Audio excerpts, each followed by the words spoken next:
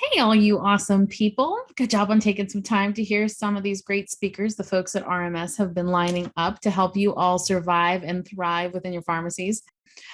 You all have seen so much over the last year and a half, and all the while you've taken such great care of your patients. So, for all of that, we thank you and we say, good job to you and to your staff, and you are appreciated. So, welcome to Audits, Inspections, and Compliance here in 2021. I'm Becky Templeton, the Vice President at RJ Hedges and Associates, and I was so humbled to get asked to participate in that inaugural Climb Summit that we had last October, where we discussed COVID contingencies and compliance.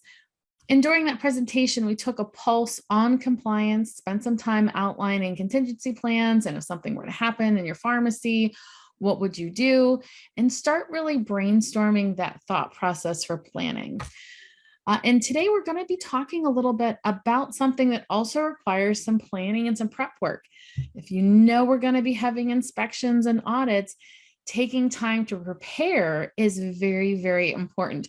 And I've heard two different scenarios. I'm not sure which one is correct. You can choose for yourself. I've heard both. For every minute you spend planning, it saves you 10 minutes. And for every minute you spend planning, it saves you 60 minutes. So we're either at a 1 to 10 or a 1 to 60 ratio. In the end, hands down, spending time planning is really going to help you later on in execution and delivery of whatever that intentional plan is. So this year, I'd like to chat with you a little bit about some updates that have happened to compliance, things that we're seeing, that we're reading, give you a crash course on some of those items, and some things that you'll want to keep an eye on. So today we're going to talk about State Board of Pharmacy on-site inspections. That's right, they're back. DEA inspections, CMS inspections, everything's going viral, even CMS these days. What in the world is happening with that NIOSH draft hazardous drug list that we talked about? Did you know HIPAA is having a silver anniversary this year? And we'll even talk about, now that this great pause that we've been in is now over, how some of the things that were suspended are going to be coming back and taking effect. State Board of Pharmacies have resumed their on-site inspections in almost all states. Be alert, be prepared, be available. Chances are you've gone through them many times. It should be a pro by now. One item to note, we are starting to see that inspectors are not just asking if you have policies and procedures in place.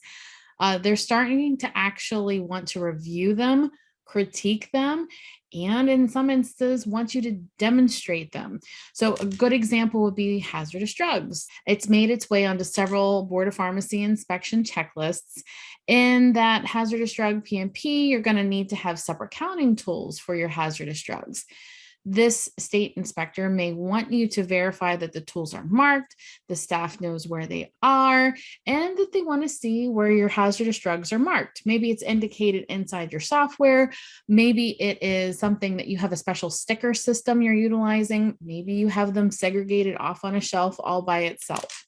So be prepared not to just have the things that they're asking for, but also be prepared to demonstrate those items. Speaking of hazardous drugs, if you joined us last year, I mentioned that there was a draft of the hazardous drug NIOSH list that was open for public comment, and we were going to see a lot of shuffling among the tables, some drugs potentially being added or removed. Well, it's still in draft. So NIOSH is actually overseen by the CDC.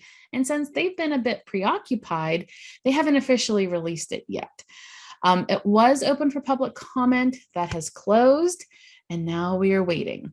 Now, we are seeing that there's some very ambitious groups and people out there that are starting to already use the drafted version. And we don't see an issue with that.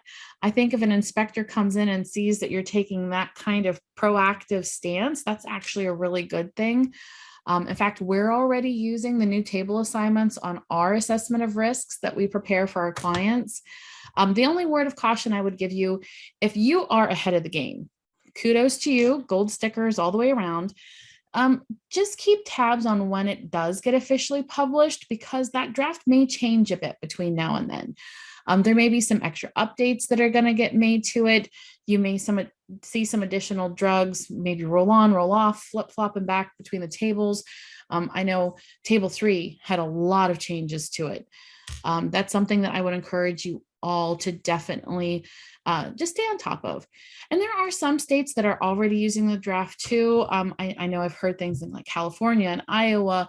There's some board of pharmacies out there that require to use NAPB. So you're already probably seeing that there have been adoptions to the draft, even though it hasn't been published.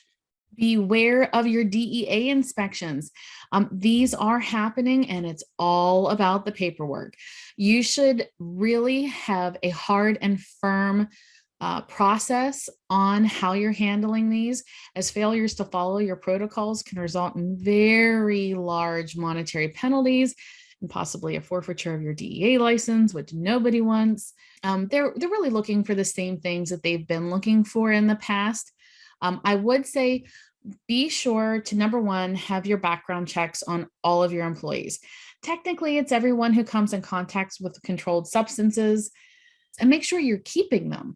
It's great to run the background check if you have the electronic copy, you have the hard copy, but please make sure you have those background checks, because what we're looking for, because you'll find all kinds of things on people's background checks, but the one you want to pay attention for, we have to verify that they don't have any drug-related felony charges, okay? And if they do, they can't work in your pharmacy. Doesn't matter if they're a family friend, their family, you've known them forever. Anyone with that felony charge for drugs, they can't work in the pharmacy. Okay, so background checks was number 1. And number 2, and I'm going to do this for a reason, pay attention to your 222s.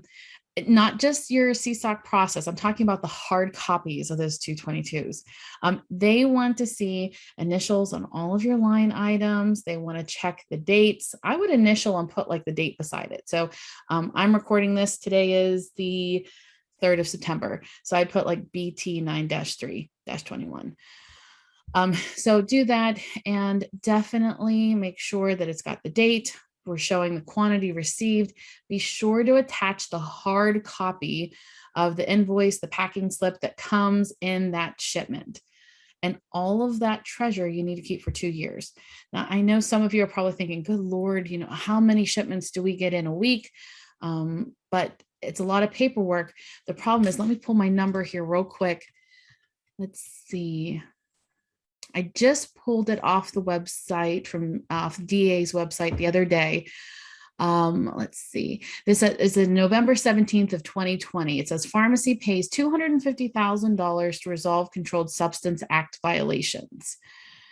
And I will definitely include the link to the article so you can read it more if you want. But the interesting thing here, I don't think people realize the severity of the monetary penalties on this. Violations of the record-keeping requirements subject DEA registrants to civil monetary penalties of up to $14,502 for each violation. So please be mindful of your 222s. Speaking of those, whenever you're working in that system, I always encourage everybody, please make sure everyone has their own login. So if you have a power of attorney for someone to act on your behalf, if you're the PIC watching this, make sure you have that power of attorney. So you need the written letter authorizing someone to basically sign on your behalf. So that's step 1. Step 2, that person needs to have their very own login into the CSOC system. Step number 3, you also need to be making sure that you're taking care of like the DEA 251, 252, and 253. Gotta love all these form numbers. So the registrant is going to use the DEA 251, and that person is going to be your pharmacist in charge, who is authorizing all these people to potentially be helping with this process, getting all of our controlled substances checked in whenever we get these shipments, putting them into the CSOC, and away we go. The DEA 252 is for the certificate holder. So these are the people that have the power of attorney. So you have to fill out a DEA 252, and you're going to have to staple. I feel like I need a stapler. You're going to want to attach that actual form that you're using, the letter that is your power of attorney granting them that access. So there's a couple forms in there that you're going to want to make sure that you have in place. You've got your power of attorneys, you've got your DEA 251, 252, and 253 all taken care of. On the topic of DEA inspections, we started seeing some things that were going through. We weren't sure where the information was coming from to spark a DEA investigation. And we have found that the DEA is actually using the state prescription drug monitoring programs to monitor for suspicious activity at pharmacies. Often these inspections are happening without the pharmacy's knowledge. Some of the items they're looking for are like distance the patients are traveling. If you're in a very rural area, it's not uncommon to have patients traveling 20 plus miles to get to a pharmacy. But that 20-mile mark is an indicator. So they might be looking at you being in a rural area. If you've got a lot of people coming to your pharmacy from 20 plus miles away to get controlled substances. The other thing too, pain clinics are a big indicator for the DEA to start investigating. If they see that there's a very large number of controlled substance prescriptions going out your doors, maybe a lot coming from one particular provider, you could be part of one of these special investigations. I would encourage you, if you do have a pain clinic nearby, reach out to them. It is well within your right to follow up with them, check in on their practices, their record keeping, how they're issuing things, how they're managing prescriptions for the patients, and be cognizant of it, especially if that is an indication of potentially having one of these DEA investigations. Most suppliers need to be updating their 855S because they had a pause during the COVID pandemic where they weren't doing any revalidations. And right now, actually through the end of September, you can go ahead and fill out your 855S application or 855B application, and the PCOS fee is waived. Now, starting on October 1st, that's going to go up to $599. But that was something that they did. I thought it was very, very nice that they said, hey, we're just going to waive these enrollment fees. So if you want to get started in non-accredited drugs, maybe you want to start getting into the DME sector, maybe you want to start doing immunizations if you haven't been doing it already. Those applications are great to get you started in that route.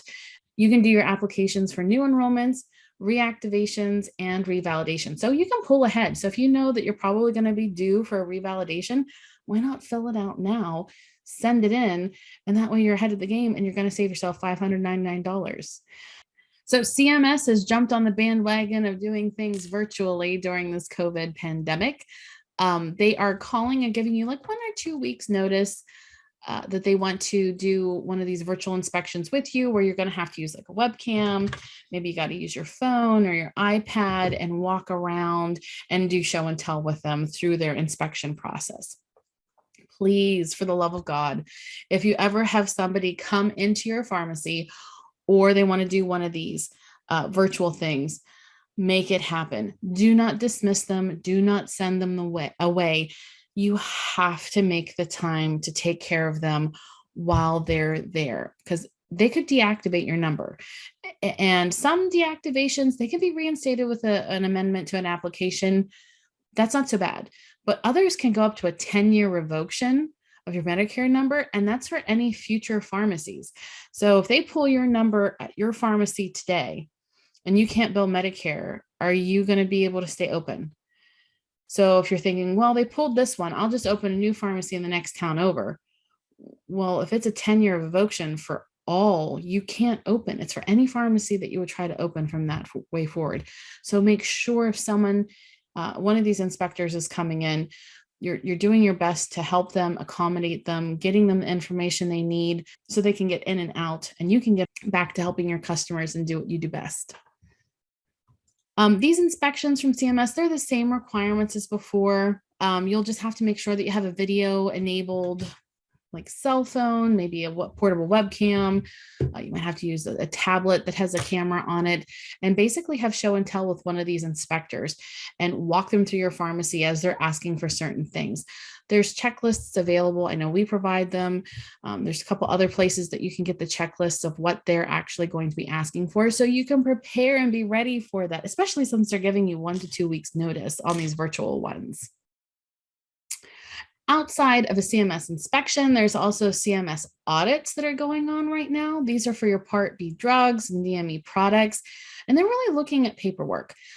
Cool thing, if you missed it, January 1st, 2020, obviously there was the start of something funky going on, but they changed the paperwork process. I still can't believe it that they actually made it easier, but all the paperwork for DME, POS, and Part B drugs changed. So if you're doing the things the same way that you've been doing for the last couple of years, chances are you missed this, and you're going to want to make sure that you review the changes that happened. So in the past, if you were using like a DWO, so that detailed written order, and it required physician signatures and all this other stuff, technically you're now out of compliance, and this has gone away. Standard written order is the new term that they're using. We're calling it a detailed product description, but the paperwork is actually just so much easier. So that's actually a good thing that happened. One of the last things I wanted to chat about is HIPAA, just kind of a forecasting thing. 25 years. They're having their silver anniversary of HIPAA this year. I don't know if you want to get little silver stickers and put on your notice of privacy practices. Might be a little bit too much. But HIPAA is going to be changing. There is some extra information that's going to be getting updated, and it's in the information technology space for data transfers between entities and the entity and the patient. Just think about the technology changes that we've seen in the electronic health record space, or patients accessing the records online, apps that are now monitoring these things. It was posted on the Federal Register. It has been closed for public comment, and we have been waiting since March. I think the delay is probably also due to the COVID pandemic. When I asked Jeff what it looked like, if you don't know who Jeff is the primary owner of RJ Hedges and Associates. It's his name on the building and on the company. He is the man with the plan and the mastermind behind all of our policies and procedures. He writes and researches and stays on top of all of the things that change when it comes to regulations. So when I asked him what this HIPAA change was going to look like, he said it was very complicated and it gave him a headache. So when it drops, we'll probably see stockpile prices of Advil going up, because I think we're all going to need it. And one last thing I wanted to share with you all, and this actually just came through let me get this pulled up real quick. I'm actually looking at my cell phone because this just came in. I flagged it yesterday. So this was to the NSCAC membership and jurisdiction A and B and the jurisdiction council members. So this was how I got this information sent to our company. But it said, beginning October 2021, CMS will resume some provider enrollment activities that were paused during the COVID-19 public health emergency, including application fees, which we already talked about. They're waived through the end of September. Starting October 1st, they come back. $599 is how much it will cost to do your 855S, 855B application. And that is what you pay to PCOS to submit the application. Number 2, criminal background checks associated with fingerprint-based criminal background checks. All right, we talked about background checks earlier, so we're on top of that one. Revalidations. So people weren't having to do the revalidations during COVID. Now they're coming back. We talked about that one too. Boy, we were on top of things, weren't we? But please be advised, there was a bunch of things that the government did halt during the COVID pandemic. They are going to start coming back, especially with this October 1st date. I'm not quite sure how it's going to work. They're going to extend the pandemic. Are they going to push some of these back? I don't know. But I think we should all take a couple of minutes and pause and prepare, reflect, and figure out, how did some of these things that were paused help us? How did they benefit us? But then also, what do we need to do to prepare to potentially have these inspections, these audits, these visits, these revalidation requests, these background checks coming back to our pharmacy once again? How are they going to impact our operations? So from RJ Hedges and Associates, we have been around now for 15 years. We're on our 15th anniversary year. Still doing the same things that we've been doing. Our motto is keeping you stress-free and in compliance. Compliance isn't a very exciting topic, but we most certainly try to keep our clients educated as to what's going on in the space.